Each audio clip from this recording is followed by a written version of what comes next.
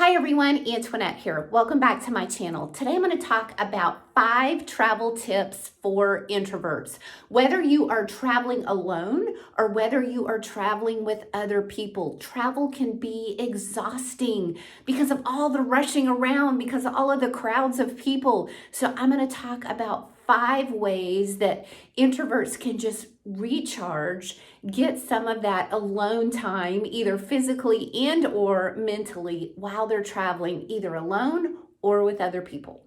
Now, these first 2 tips have to do with flying. And for both of these, I was skeptical until I tried them. And oh my gosh, as an introvert, they really help me to recharge a lot. The first one is airport lounges. So whether you are a frequent flyer and you have access to these lounges with a specific airline, know that even when you're not, you also can get access to different airport lounges. Some credit cards offer access to lounges. In the beginning, I was thinking, what is the big deal with these airport lounges? But for an introvert, they are a dream.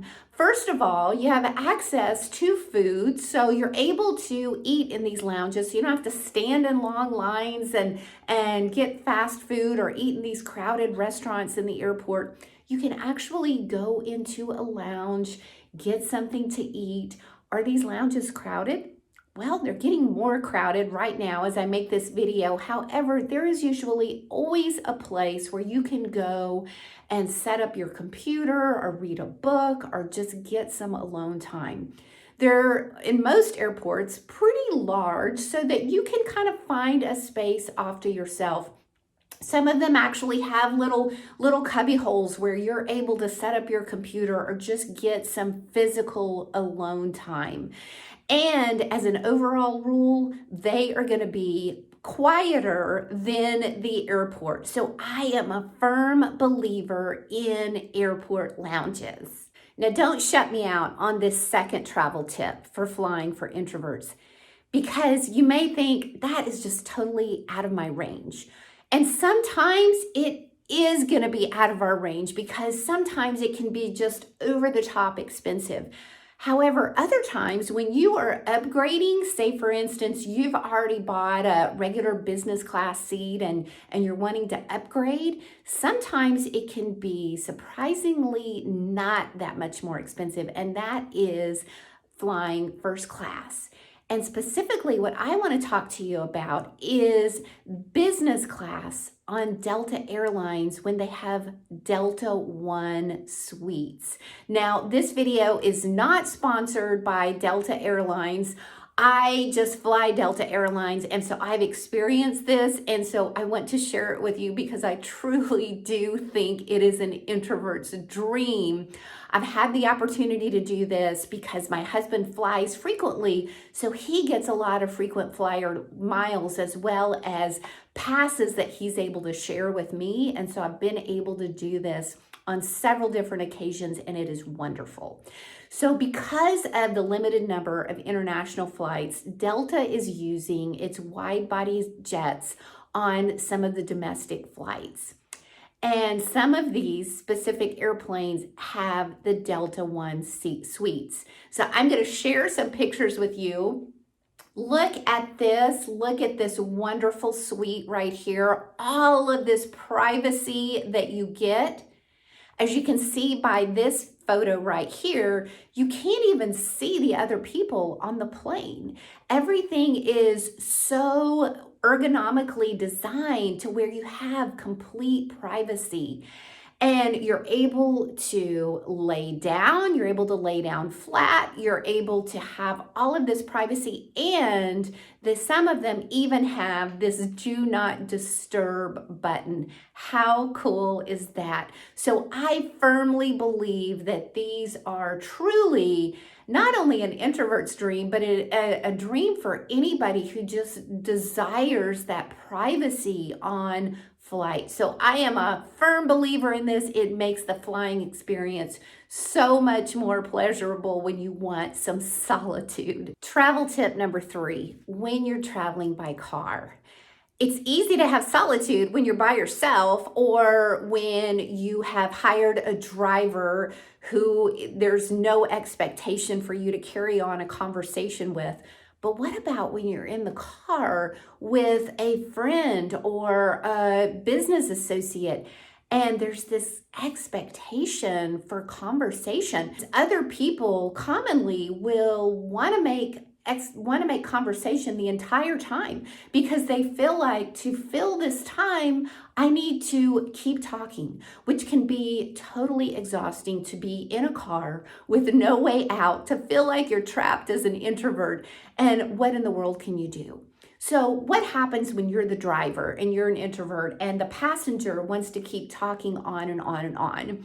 Well, you can't pretend like you're going to go to sleep because you're driving. But what you can do is you can make a suggestion. You can say, hey, there is this audiobook that I want to listen to, or there's a podcast that I want to listen to. Something like that that you can turn on, that you can say, hey, let's both listen to this. Therefore, you get some peace and quiet. It's easier to do that than something like the satellite radio with music, and you are just feeling like, well, that's background. But if you're actually listening to something, then it's so much easier to have the other person to be quiet, knowing that they need to be quiet so that they can listen as well. And when you're the passenger, it's a lot easier. Sometimes you can just say, hey, I'm going to put my earbuds in because I want to catch up on a recorded phone call or a podcast or an audiobook. Or you can even say, hey, if you don't mind, I'm going to just take a short nap. Whatever you do, make sure and announce it to the other people in the car so that they don't wonder, why all at once is this person not participating in the conversation? Why all at once did they just kind of disappear socially? So just make sure and let them know what you're going to do. Don't make a big deal out of it, but at least you'll get some peace and quiet. Number 4, whenever you're traveling with other people, set the expectations of the time that you're going to spend together and set those expectations prior to the trip so that, just like I talked about before, that they don't wonder, why all at once are you disappearing, or why all at once are you refusing their invitations to go to certain places or do certain things when you're traveling together. When you set these expectations ahead of time, then they'll know what to expect and there won't be any misunderstandings or any surprises for them. I experienced this just recently. Some friends of ours are going to be meeting us in Kentucky for my husband's birthday, and they have planned these back-to-back experiences every day throughout the day.